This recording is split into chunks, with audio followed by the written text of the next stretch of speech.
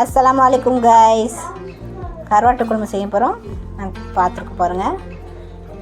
முருங்கைக்காய், கத்திரிக்காய், கருணக்கிழங்கு, அவரைக்காய், கருவேப்பிலை, தேவையான பொருட்கள்லாம் புளி,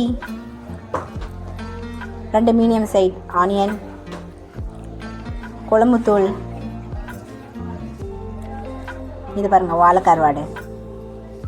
இப்போ தக்காளியை நல்லா மசிச்சுக்கணும்.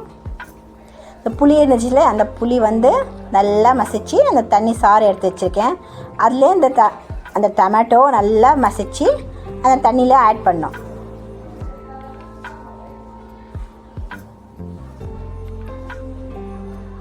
நீங்கள் மசிச்சு ஊற்றலாம் கூட பண்ணலாம், இல்லை மிக்சியில் அரைச்சி கூட அந்த டொமேட்டோ ஆட் பண்ணிக்கலாம். இப்போ நாங்கள் ஒரு சட்டி வச்சுருக்கோம். எண்ணெய் சூடாயிடுச்சு. சட்டி காஞ்ச உடனே எண்ணெய் போடுறோம். ஒரு 3 டேபிள் ஸ்பூன் எண்ணெய் போடுறோம். எண்ணெய் சூடாகட்டும்.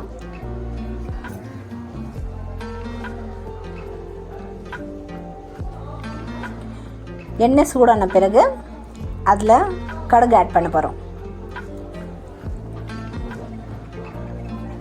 1/2 டீஸ்பூன் கடுகு ஆட் பண்ணிட்டு அதை பொரியட்டும்.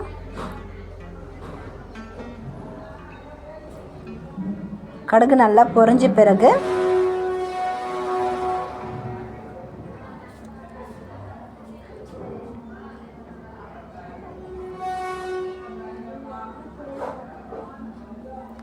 அதில் வெந்தயம் ஆட் பண்ணுறேன். வெந்தயம் போட்டு கட் பண்ண வச்ச ஆனியன், அதில் கொஞ்சம் கருவேப்பிலை,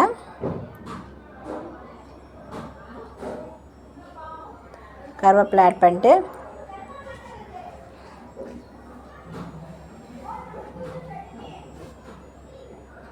இப்போ நான் கொஞ்சம் வெந்தயம் பத்தலைன்னா இன்னும் கொஞ்சம் வெந்தயம் எடுத்து போடுறேன்.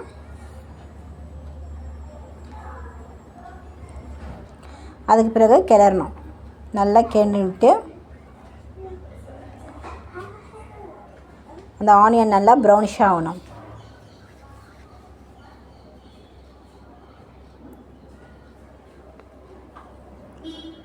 நல்லா ப்ரௌனிஷ் ஆகிற வரைக்கும் கொஞ்சம் வெயிட் பண்ணலாம்.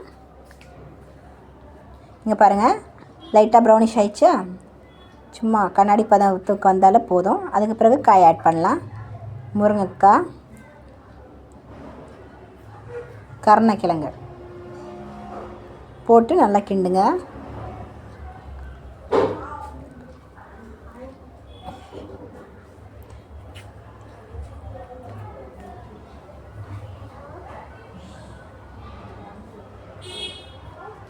நல்லா வதக்கி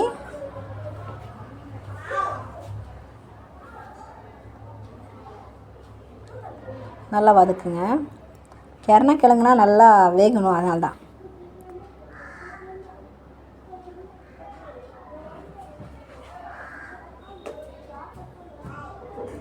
அதுக்கு பிறகு வெட்டி வச்சது வெண்டைக்காய்,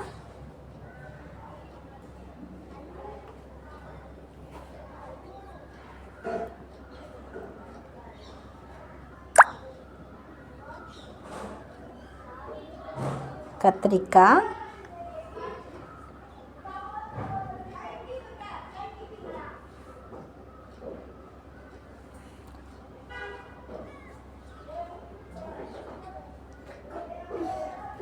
அவரைக்காய். உங்களுக்கு தேவைன்னா உருளைக்கிழங்கும் ஆட் பண்ணிக்கோங்க எக்ஸ்ட்ரா. உங்களுக்கு என்ன காய் வேணுமோ போடுங்க. முள்ளங்கி போட்டால் இன்னும் நல்லா டேஸ்ட்டாக இருக்கும் இந்த கருவாட்டு குழம்புக்கு. முள்ளங்கி கிடைக்கல எனக்கு, அதனால தான் நான் இந்த காய் போட்டிருக்கேன். இங்கே பாருங்கள், நல்லா வதங்கிச்சு காயெல்லாம் கொஞ்சம். அதுக்கு பிறகு நல்லா வதங்கின பிறகு இந்த புளி தண்ணி இருக்குல்ல தெரியுமா, அதுலேயே நான் மிளகா சாந்தும் ஆட் பண்ணியிருக்கேன். வீட்டில் அரைச்சி வச்சு தான் மிளகா சாந்து. உங்களுக்கு வேணும்னா நீங்கள் சொல்லுங்கள், எப்படி அரைச்சிருக்கோம் நாங்கள் கமெண்ட்ஸில் சொல்லணும், நாங்கள் சொல்கிறோம். அந்த புளி தண்ணியிலே நான் உப்பும் ஆட் பண்ணிட்டுருக்கேன். தக்காளி, புளி தண்ணி, அதில் உப்பு எல்லாம் ஆட் பண்ணி மிளகாத்தூளும் அதிலே ஆட் பண்ணி வச்சுருக்கேன். குழம்பு மிளகாத்தூள் அதில் எல்லாமே இருக்கும். தனியா, மஞ்சத்தூள், மிளகாத்தூள் எல்லாமே ஆட் பண்ணியிருக்கோம். உப்பு பத்தலைன்னா இன்னும் கொஞ்சம் உப்பு ஆட் பண்ணுறேன். இது நல்லா கொதிக்கட்டும்.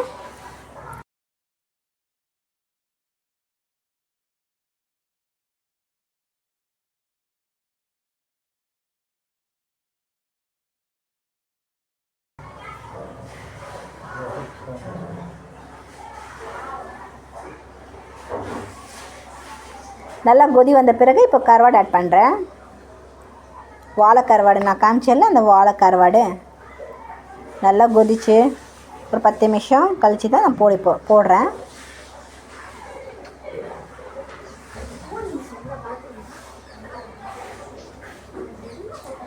அப்புறம் பூண்டு நான் காமிக்கல முன்னாடியே. இப்போ பாருங்கள், அந்த பூண்டு இடித்து வச்ச பூண்டு நல்லா 2 பல் நல்லா பெரிய சைஸு அந்த பூண்டு நல்லா இடித்து இதில் தூடுறேன். அந்த பூண்டு வாசம் நல்லா தெரியும், நல்லா இருக்கும். அந்த கம்மன்னு நல்லா இருக்கும் அந்த கருவாட்டு குழம்புல. பாருங்கள், நல்லா முழுகி வச்சுட்டேன். ஒரு 10 மினிட்ஸ் ஒரு 5 மினிட்ஸ் கழித்து நம்ம திறந்து பார்க்கலாம். பார்த்தீங்களா,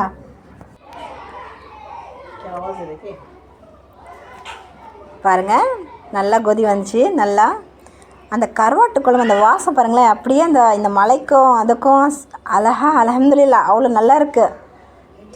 அதுக்கு காம்பினேஷனாக நான் அப்பளம் ஃப்ரை பண்ணி வச்சுருக்கேன். கொஞ்சம் க்ரௌடாக சத்தமாக இருக்கும், நீங்கள் அதெல்லாம் பார்க்காதீங்க. இப்போ பாருங்கள், கருவாடில் ஃப்ரை பண்ணுறதுக்கு நான் மசாலா தடுவுறேன். ஒன்றுமே இல்லைங்க, வெறும் மிளகாத்தூள் மட்டும் தான் ஆட் பண்ணுறேன் அந்த ஃப்ரைக்கு. அதுவே அவ்வளோ டேஸ்ட்டாக இருக்கும். நீங்கள் ஃப்ரை பண்ண சாப்பிட்டு பாருங்களேன், அவ்வளோ நல்லாயிருக்கும். ஃப்ரை பண்ணுற பாருங்கள், இங்கே பாருங்களேன் எவ்வளோ அழகாக இருக்கும். நாங்கள் சாப்பிட்டோம், சூப்பராக இருக்குது. அல்ஹம்.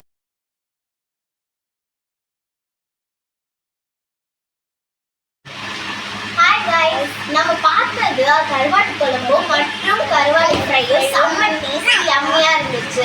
இதை கமெண்ட் பண்ணுங்கள், லைக் பண்ணுங்கள், ஷேர் பண்ணுங்கள்,